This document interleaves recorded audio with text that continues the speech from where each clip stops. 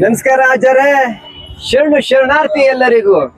ರುದ್ರಮುನಿ ಮಹಾಸ್ವಾಮಿಗಳ ಪಾದ ಸ್ಪರ್ಶದಿಂದ ಇವತ್ತು ಕೊಪ್ಪಳದ ಗವಿಮಠದಲ್ಲಿ ಅದ್ದೂರಿಯಾಗಿ ಅಜ್ಜರ ಜಾತ್ರೆ ನಡೀತಾ ಇದೆ.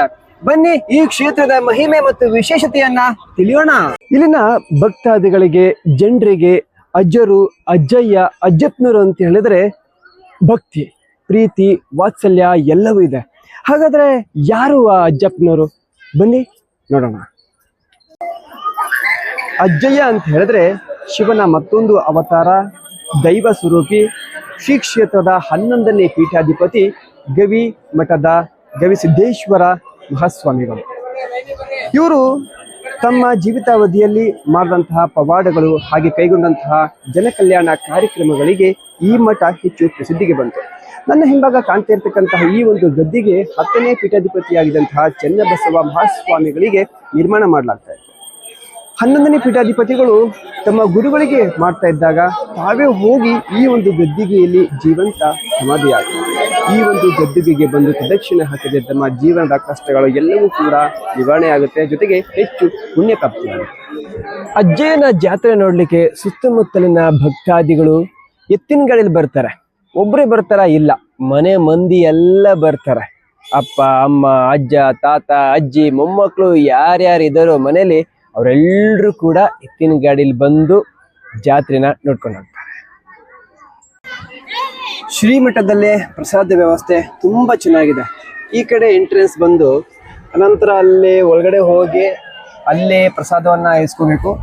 ಪ್ರಸಾದವನ್ನ ಇಸ್ಕೊಂಡು ಬಂದು ಅದ್ರ ಮುಂಭಾಗಿಯಲ್ಲಿ ಖಾಲಿ ಜಾಗ ಇರುತ್ತೆ. ಈ ಖಾಲಿ ಜಾಗದಲ್ಲಿ ಕೂತ್ಕೊಂಡು ನಾವು ಊಟ ಮಾಡಬೇಕು.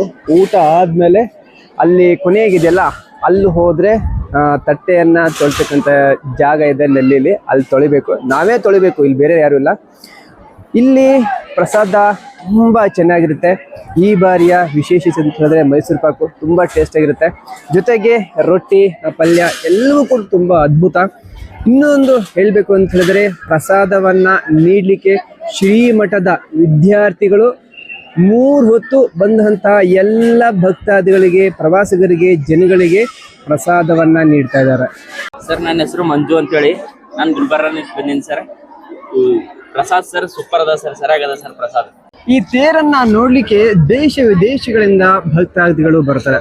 ಇನ್ನು ಶ್ರೀಮಠದ ಪೂಜ್ಯ ಅಭಿನವ ಗವಿಸಿದ್ದೇಶ್ವರ ಸ್ವಾಮೀಜಿಯವರ ಬಗ್ಗೆ ಹೇಳೋದಾದ್ರೆ, ಕಲ್ಯಾಣ ಕರ್ನಾಟಕ ಹಿಂದುಳಿದ ಭಾಗವಾಗಿದ್ದು ಈ ಭಾಗದ ಶಿಕ್ಷಣದ ಒಂದು ಬೆಳವಣಿಗೆಗಾಗಿ, ಶಿಕ್ಷಣದ ಏಳಿಗೆಗಾಗಿ ಈ ಭಾಗದಲ್ಲಿ ಈಗ ಸರಿಸುಮಾರು 5,000 ಬಡ ವಿದ್ಯಾರ್ಥಿಗಳಿಗೆ ಉಚಿತ ಪ್ರಸಾದ ನಿಲಯ ಮತ್ತು ಹಾಸ್ಟೆಲ್ ವ್ಯವಸ್ಥೆಯನ್ನು ಮಾಡಿರ್ತಕ್ಕಂಥ ಹೆಗ್ಗಳಿಕೆ ಪರಮ ಪೂಜ್ಯರದಾಗಿದೆ. ಇನ್ನು ಹಲವಾರು ಚಟುವಟಿಕೆಗಳನ್ನು, ಶೈಕ್ಷಣಿಕ ಚಟುವಟಿಕೆಗಳನ್ನು, ಸಾಮಾಜಿಕ ಚಟುವಟಿಕೆಗಳಂದರೆ ಕೆರೆಗಳ ಪುನಶ್ಚೇತನ ಇರ್ಬೋದು, ವಿದ್ಯಾರ್ಥಿಗಳ ಜಾಗೃತಿ ಜಾಥಾ ಅಂತ ಹೇಳಿ ಕಳೆದ 10 ವರ್ಷದಿಂದ ನಿರಂತರವಾಗಿ ಇಲ್ಲಿ ಜಾಗೃತಿ ಜಾಥಾವನ್ನು ಮಾಡಲಾಗಿದೆ. ಮತ್ತು ಉಚಿತ ವೈದ್ಯಕೀಯ ಶಿಬಿರಗಳನ್ನು ಕೈಗೊಳ್ಳಲಾಗ್ತದೆ. ರಕ್ತದಾನದ ಚಟುವಟಿಕೆಗಳನ್ನು ಕೂಡ ಈ ಭಾಗದಲ್ಲಿ ನಾವು ದೊಡ್ಡ ಪ್ರಮಾಣದಲ್ಲಿ ಕೈಗೊಳ್ಳುತ್ತೇವೆ. ಒಟ್ಟಾರೆ ಮಾರ್ಗದರ್ಶನ ಕೊಡ್ತಾರ. ಅದಷ್ಟೇ ಅಲ್ಲದೆ ಅದನ್ನ ಅವಲಂಬಿಸ್ಕೊಂಡು ಎಷ್ಟೊಂದ್ ಜನ ಜೀವನನ ಚೇಂಜ್ ಮಾಡ್ಕೊಂಡವ್ರ ಅದಾರ. ಸೊ ಅವ್ರ ಪ್ರವಚನ ಎಲ್ಲಾರು ಒಂದೊಂದ್ಸಲ ಕುಂತು ನೋಡ್ಬೇಕು. ಪ್ರತಿ ವರ್ಷ ಜಾತ್ರೆ ಒಳಗ ಈ ಗುಡ್ಡದಾಗ ಅವ್ರ ಪ್ರವಚನ ಕೊಡ್ತಾರ್ರಿ. ಅದು ತುಂಬಾ ಚೆನ್ನಾಗಿ, ಎಷ್ಟೊಂದ್ ಜನ ಗುಡ್ಡ ತುಂಬಾ ಕುಂತ್ಕೊಂಡು ನೋಡಿ ಅದನ್ನ ಎಷ್ಟೊಂದ್ ಜನ ಅದನ್ನ ಅವಲಂಬಿಸ್ಕೊಂಡು ಚೇಂಜ್ ಆದವ್ರ ಅದಾರ. ಇಲ್ಲಿ ಮೇನ್ ಆಗಿ ಅಭಿನವ ಶ್ರೀ ಗವಿಸಿದ್ದೇಶ್ವರ ಅವರು ಪೂಜ್ಯದಲ್ಲಿ ಇರ್ತಾರೆ. ಅವ್ರು ಈ ಜಾಗದಾಗ ನಡೆದಾಡುವ ದೇವ್ರಂತಂದೆ ಅವ್ರನ್ನ ಎಲ್ಲಾರು ನೋಡ್ತಾರ.